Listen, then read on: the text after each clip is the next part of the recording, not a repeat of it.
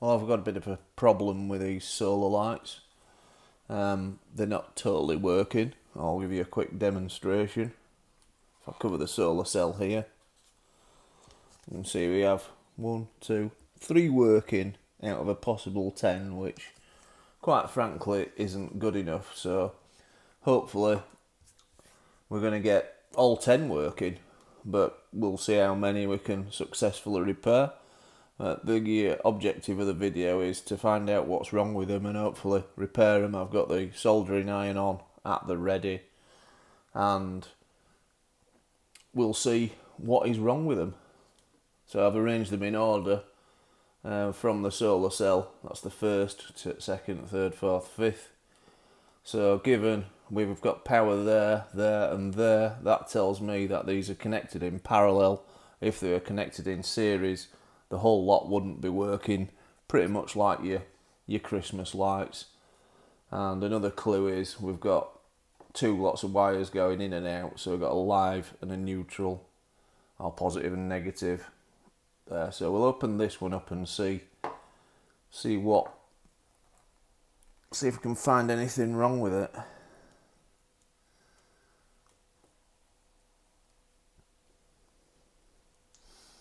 It's looking a bit dark. Seems to be a bit of dark staining on it. Could that be corrosion? Oh, that's interesting. We have a loose wire, so we'll sort that out. Wonder where that goes. Obviously there, we might have to just bear that back. Yeah, that's definitely broke the chain. I think that needs maybe cleaning up and re-terminating. And then we might have to bear this back to the, I'll assume it's an LED. Yeah, I think it is. But the meter will verify that. So as this is quite corroded by the look of it, I don't really rate my chances of being able to successfully tin that with a soldering iron. Hopefully you can see it. So I'll just cut this off and we'll start a new.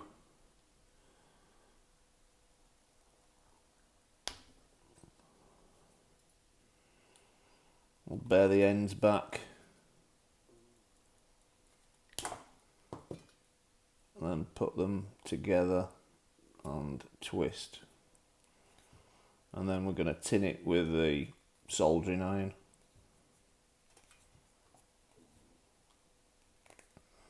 I've got not really to hold it with. You see, we're in the air there, that's good. We don't want to burn anything. So we'll tin the iron.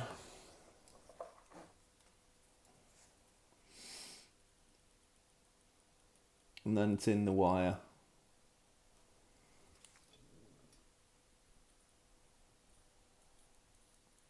Hopefully we can see it's taken. I'll just work it in.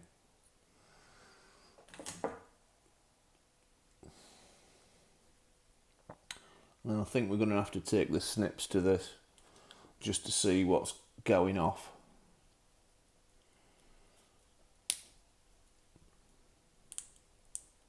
Quite a hard plastic. So this would have been clear, but it's discoloured through rust. So that gives us a clue that water's got in there. I do actually try and guerrilla engineer these solar lights so that the last, we'll get to that later in the video. See how the repair goes first.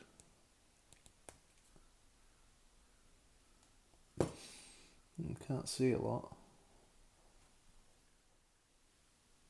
So it looks like here we've got a connection there, and then more than likely there was a connection here.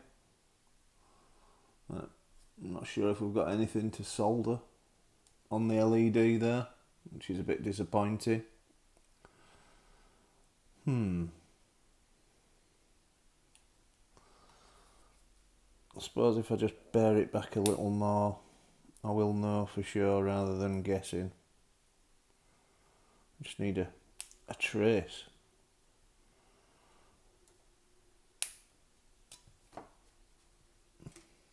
Yeah, don't look like there's anything worth doing there.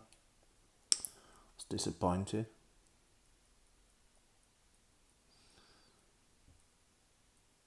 I can just see a little bit of leg. I've totally removed the insulation and I can't see anything to solder to, which is a bit disappointing. So I may have to think of something else. So I've now moved on, and it's looking like pretty much the same story we're going to find for nearly everyone, as we've only got 3 working. It's disappointing, but I think we'll have to think of another repair. So it's been a couple of weeks, and what I've actually done is ordered a replacement LED and fitted it here. I got some replacement LEDs for £2.40. I actually upped the game for 20 LEDs for that price off a well-known auction site, and I've replaced one, so I'll show you exactly what I did in order to replace that. I am actually going to have to replace the lot because we now got a couple of different colours, so that's 10 to do. So it'd be interesting to see what all 10 look like when they're replaced. But yeah, I'm quite pleased with this purchase. They're very bright, and that's exactly what I wanted. I kept checking the voltage, and that was like the lowest voltage I could find, 3.2 to 3.8, but it seems adequate to me. Hopefully they don't dim when I get all 10 done. So I'll show you exactly what I did. I'll start with the end one. I think that'll be easier.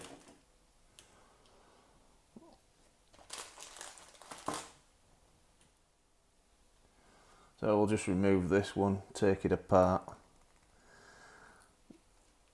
Normally I try and unscrew the top, just so I'm not turning the wire. Yeah, this one should be a nice simple one with it being an end. There's less wires going in and out of it. So I'm just going to cut this off because it doesn't work anyway.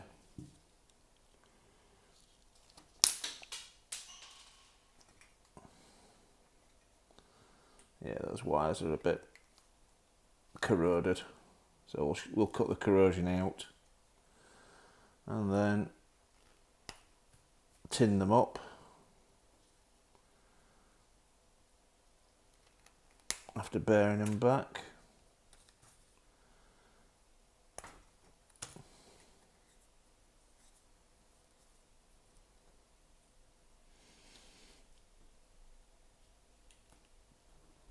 A bit short, that one.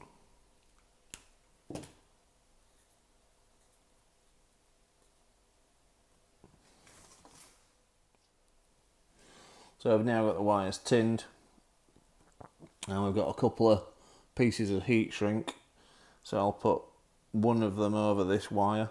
It's just slightly larger than the wire, and then we've got another one even larger still.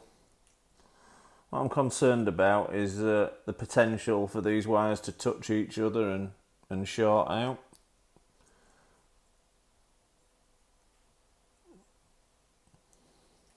So we'll get them on, push them all the way down, because if we solder in, we don't want any heat from the soldering iron to prematurely shrink them.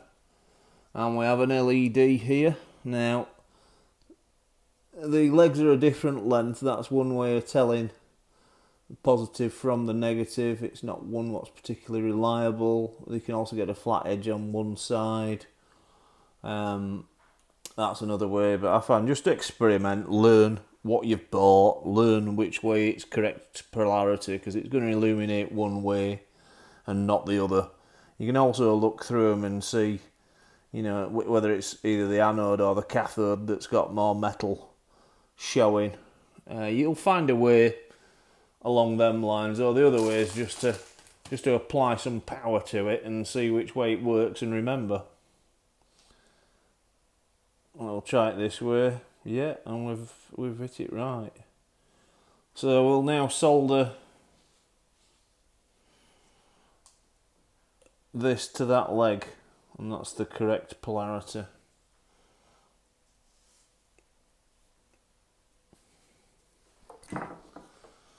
If we learn with each one what works, we'll not go too far wrong. It's easy to get muddled up, like I just have.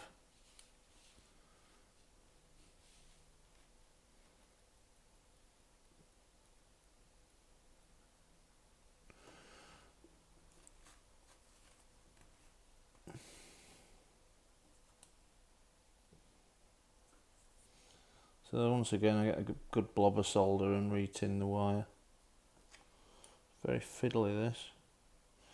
I really want it running along the length of the LED's leg. It's always difficult. What could do with an extra set of hands. Maybe you get your fingers too close, you will burn them.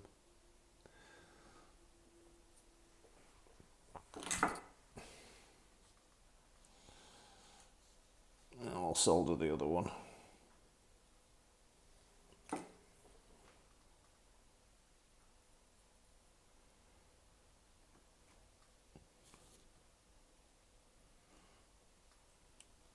And it should light up as we solder it, as it's an incredibly low power device. We have nothing to fear. It's probably wise to disable it when you know it's good, and then you minimise the risk of shorting. Yeah, I need to solder that one again.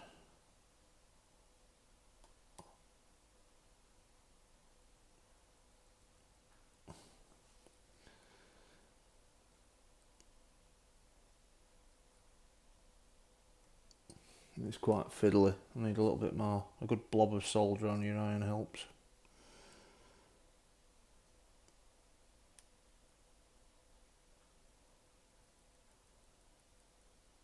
Try and do it flush, because if you're sliding heat shrink over it, it's going to be very difficult. So we'll go on with a small heat shrink,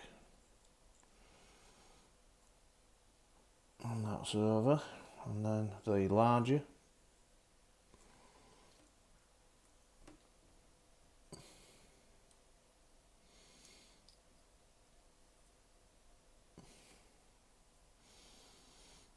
And then we can either use a hairdryer or a heat gun, or what I quite like to do, just put a bit of heat from the iron. I never use the tip.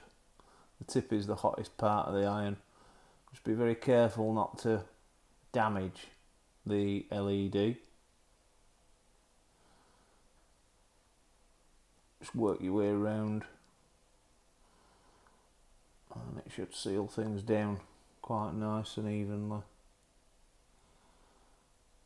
So what we've done is basically insulated each leg of the LED. So we'll just have a little test. We'll just put the solar panel back into the table, and we're lit up great. So let's assemble this one.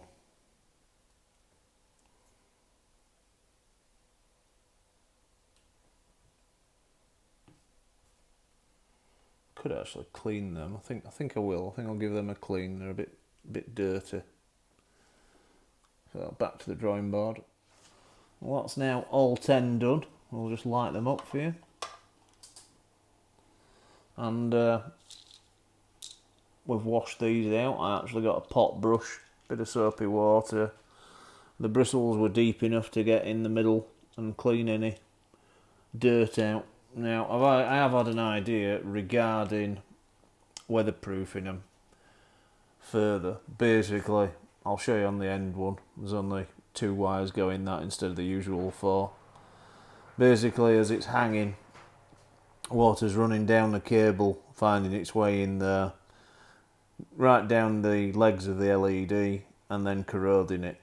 The idea is to get some bathroom sealant and part fill this up to the base of the thread, so when that sets, it should act as a good waterproof barrier. So without further ado, I'll reassemble it and we'll show you it working. So I've got the solar lights in their correct location. I think they're looking really good. We just have to wait while it gets dark to get the full nighttime effect. So here we are at dusk and the solar lights have came on, and we have all 10 of them working for the first time in a while. So that's really great to see. I'm quite pleased with that. Many thanks for watching this video, and why not subscribe to learn of more repair solutions.